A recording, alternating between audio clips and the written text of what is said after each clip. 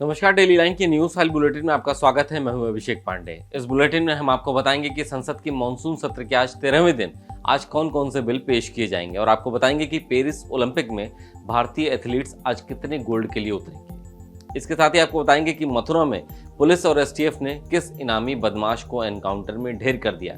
लेकिन उससे पहले एक नजर डालते हैं आज की हेडलाइंस पर। संसद के मानसून सत्र का आज 13वां दिन 40 संशोधनों वाला वक्फ बिल पेश कर सकती है सरकार। बोर्ड की शक्तियां हो जाएंगी कम। पेरिस ओलंपिक में शानदार प्रदर्शन कर रहे भारतीय एथलीट्स महिला रेसलर विनेश फोगाट और जेवलिन थ्रोअर नीरज चोपड़ा की फाइनल एंट्री। आज गोल्ड मेडल के लिए खेलेंगे भारतीय खिलाड़ी। महाराष्ट्र में महाविकास अघाड़ी की बैठक आज। सीट शेयरिंग, चुनावी रणनीति और सीएम फेस पर होगी बात। अक्टूबर में होने हैं महाराष्ट्र में विधानसभा के चुनाव। सुप्रीम कोर्ट आज अपने ही फैसले पर करेगा पुनर्विचार। पीएमएलए पर 2022 में दिए गए फैसले के खिलाफ दाखिल की रिव्यू पिटीशन। स्पेशल बेंच करेगी केस की सुनवाई। मथुरा में मुख्तार के शूटर पंकज यादव का एनकाउंटर, पुलिसकर्मी की हत्या का था आरोप। यूपी में बदमाश पर था 1 लाख रुपए का इनाम। अब बात कर लेते हैं पहली खबर की। संसद के मानसून सत्र का आज 13वां दिन है। केंद्र सरकार आज मौजूदा वक्फ एक्ट में तकरीबन 40 संशोधनों के साथ एक बिल ला सकती है।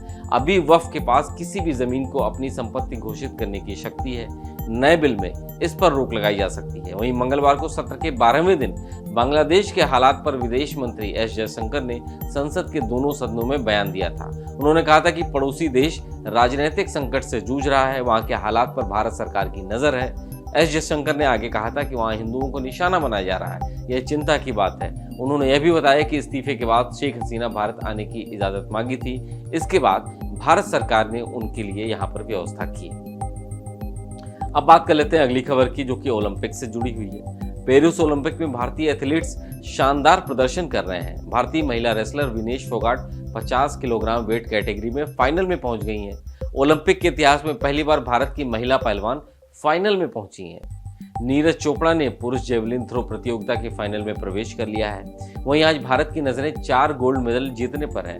आज 5 भारतीय फाइनल इवेंट का हिस्सा ले रहे हैं। Wrestler Vinesh Phogat freestyle 50 kilogram कुश्ती का फाइनल मैच खेलेंगी। दूसरी तरफ मीराबाई चानू विमेंस 49 किलोग्राम के मेडल इवेंट में हिस्सा लेंगी। वहीं middle distance runner Avinash Sable 3000 metre बाधा दौड़ और लंबी दूर के धावक प्रियंका सूरज की जोड़ी मिक्स्ड मैराथन वॉक रिले में मेडल इवेंट में हिस्सा लेंगे। अब बात कर लेते हैं अगली खबर की, जो कि महाराष्ट्र से जुड़ी है। महाराष्ट्र में इसी साल अक्टूबर में विधानसभा के चुनाव है, जिसकी तैयारियों को लेकर महाविकास अघाड़ी की आज बैठक है। इस दौरान सीट शेयरिंग, चुनाव की रणनीति और मुख्यमंत्री के चेहरे को लेकर चर्चा की जाएगी। मीटिंग में शिवसेना, ओबीटी, कांग्रेस, एनसीपी, शरद चंद्र पवार, तीनों प्रमुख पार्टियों के वरिष्ठ नेता इस बैठक में शामिल होंगे। इससे पहले 4 अगस्त को मुंबई में महाराष्ट्र कांग्रेस की बैठक हुई थी। इसको लेकर मुंबई कांग्रेस अध्यक्ष वर्षा गायकवाड़ ने कहा था कि मेरी बात उद्धव ठाकरे से हुई है, बातचीत का दौर अभी जारी है, हम लोग मिलकर चुनाव लड़ेंगे। महाराष्ट्र में अक्टूबर महीने में विधानसभा के चुनाव होने हैं। राज्य की विधानसभा में 288 सीटें हैं। राज्य में शिवसेना, यूबीटी, कांग्रेस और एनसीपी महाविकास अघाड़ी के साथ गठबंधन में है। अब बात कर लेते हैं अगली खबर की। बीजेपी के वरिष्ठ नेता लाल कृष्ण आडवाणी की तबीयत मंगलवार को एक बार फिर से खराब हो गई। उन्हें दिल्ली के अपोलो अस्पताल में भर्ती कराया गया है। उनकी बेटी प्रतिभा आडवाणी ने बताया कि उन्हें रूटीन चेकअप के लिए अस्पताल लाया गया है।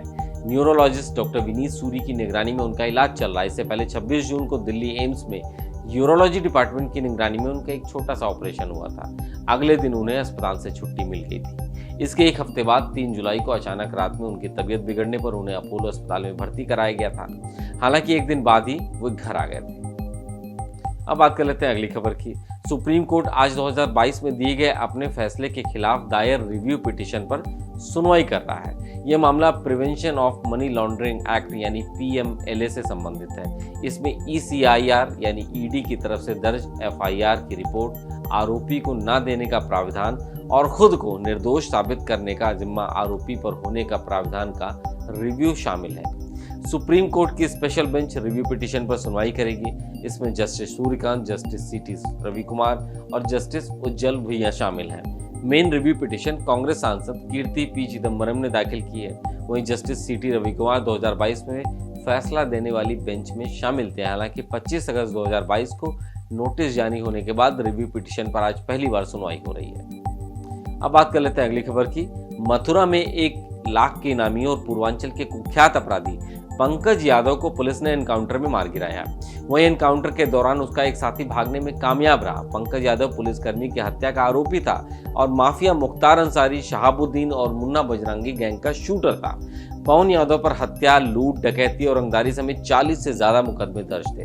पंकज यादव काफी वक्त से फरार था। वहीं पुलिस ने पंकज के पास एक पिस्टल, रिवॉल्वर, कारतूस और एक बाइक बरामद की।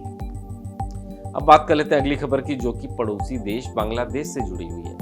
बांग्लादेश में हो रही हिंसा में सैकड़ों लोगों की मौत हो गई है, जिसमें आवामी लीग और इसकी सहयोगी पार्टियों से जुड़े कम से कम 29 नेताओं और उनके परिवार के सदस्यों के शव बरामद हुए हैं। इसमें आवामी लीग के 20 नेता भी शामिल हैं। सोमवार को एक्टर शांतो खान और उनके पिता सलीम खान को भीड़ ने पीट कर मार डाला। सलीम खान आवामी लीग पार्टी से जुड़े थे। इस बीच मंगलवार को नोबेल पुरस्कार विजेता मोहम्मद यूनुस को बांग्लादेश की अंतरिम सरकार का प्रमुख नियुक्त किया गया है। तो फिलहाल आज की daily line news file bulletin में सिर्फ इतना ही। देश दुनिया की तमाम खबरों को पाने के लिए आप देखते रहिए डेली लाइन।